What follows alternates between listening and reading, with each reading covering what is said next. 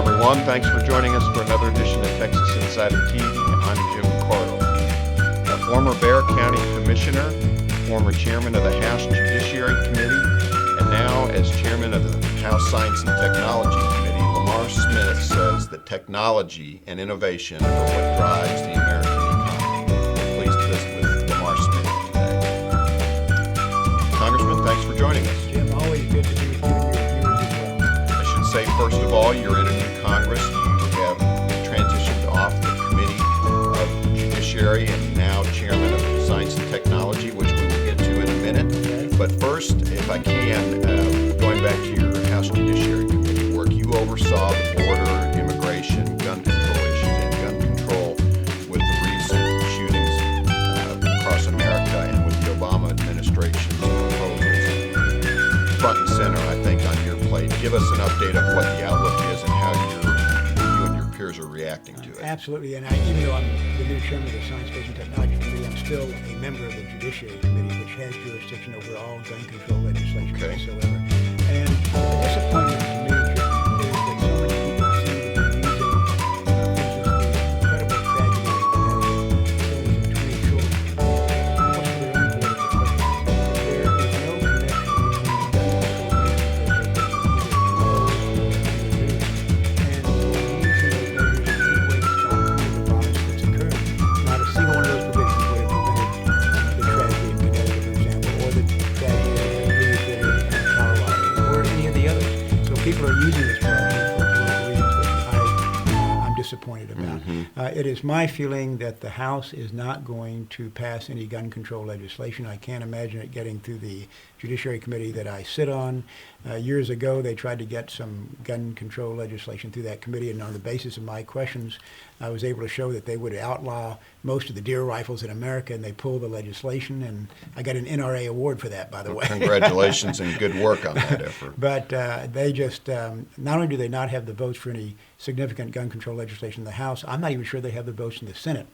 Even though the Democrats control the Senate and Democrats seem more inclined towards gun control than Republicans, there are 8 senators from conservative states, 8 Democratic senators from conservative states who are up for re-election in this coming election, and I'm not sure they're going to vote for gun control legislation either. What we ought to be talking about is what would make a difference, whether it's more treatment of those with mental illnesses, or whether it's somehow trying to persuade young people not to watch violent videos for so many hours every day.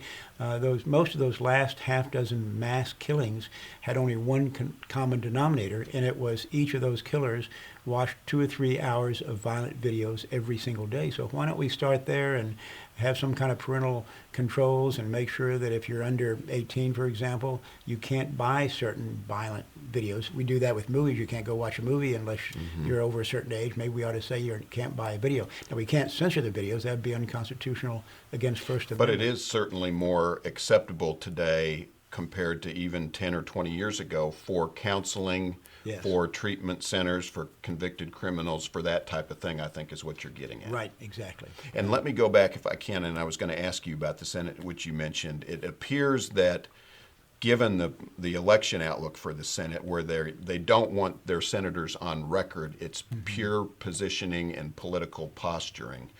Do you see any backlash, or is that in the Senate whittling away at Harry Reid's credibility on the issue, perhaps? Yep. I think that Harry Reid, the Senate Majority Leader, is going to be very hesitant to bring up any significant gun control legislation because he's going to be trying to protect the re-election prospects of some of his Democratic senators. But we'll see what they produce. Dianne Feinstein, a senator from California, has introduced a bill, bans certain kind of magazines, bans 150 guns by name, I think, bans the so-called assault weapons, which operate no differently than a lot of other sporting rifles. They just look different. They're cosmetic differences. There's no operational differences. And by the way, I think I'm about right in this. Rifles are relatively seldom used in mass killings. It's often the handguns that are used. Okay. And yet all this legislation is targeted at assault rifles simply because they look bad, but it's not based upon any correlation or connection whatsoever. And it preaches well. It's marketing. Yes. We'll have you back on the gun issue as it proceeds. and talk more about that. But respectful of your time, we're visiting with Congressman Lamar Smith from San Antonio, Chairman of the House Science and Technology Committee, which, if I can, let's move to real quick because, as I mentioned, you've said that innovation is a key technology that we ought, or a key effort for our economy. We ought to be shooting for the stars. Certainly a accurate goal, I think, based on where we are with the shuttle grounded. But you're starting a new Congress. Tell us a little bit about what you're foreseeing to do here in the next 6 months even. This is a wonderful committee assignment, science, space, and technology. I mean, this is about the future.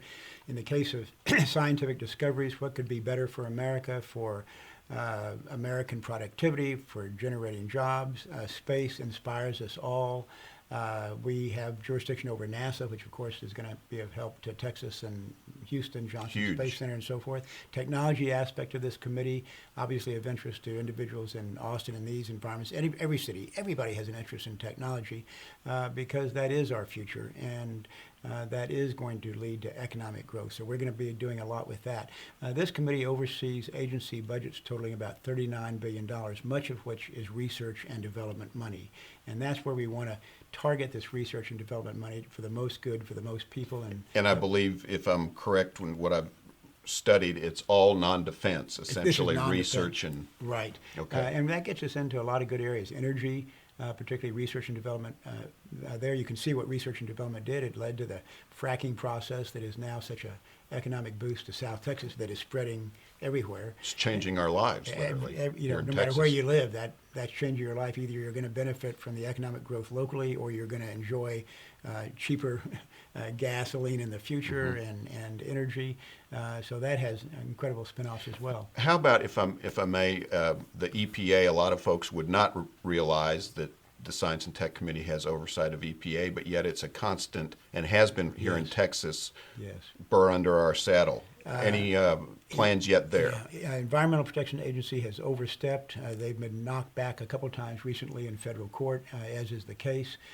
This administration implemented 40% more regulations than President Bush did. 80% of those are EPA regulations. And so you have individuals issuing regulations that stifle small businesses, stifle the private sector. They're being issued by people who probably never worked in the private sector in their life. So we're going to do a lot of hearings on trying to rein in unnecessary regulations. At a very minimum, the administration should tell the American people what the regulations are going to cost before they impose them.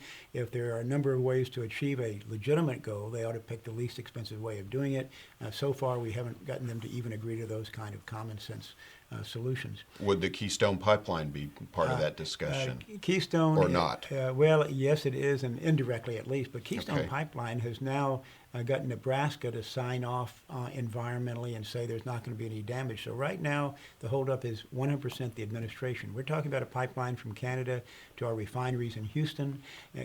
Talk about shovel-ready jobs, 20,000 jobs in the next 12 months on the Keystone Pipeline. The only holdup is the administration, and I hope they will sign off, yes. One final question. We've got about a minute left. Congressman Lamar Smith, and that has to do, it's not in the news necessarily right now, but 1 month after a budget agreement, we know there's something coming down the pike in March. Quick outlook. We've got automatic cuts that go into effect March 1st if we don't take any other action. It looks like those cuts might go through. I'm in favor of cuts. I think defense would be cut too much.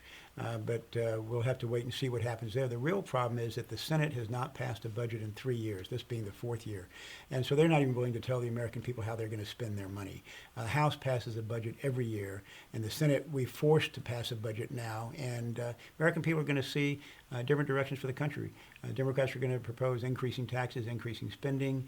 Republicans are going to propose the exact opposite, and then we're going to have a national debate, and we'll see what happens in the next month. Well, indeed we will, and I'm sure it'll be interesting, hopefully not too much frustrating. Yes. We appreciate your work on behalf of Texas. Thank you, Jim. Thanks for coming in, Congressman Lamar Smith. Folks, we appreciate you joining us for this edition of Texas Insider TV, brought to you by Speedstream. Remember, you're either an insider or you're not. I'm Jim Cardle.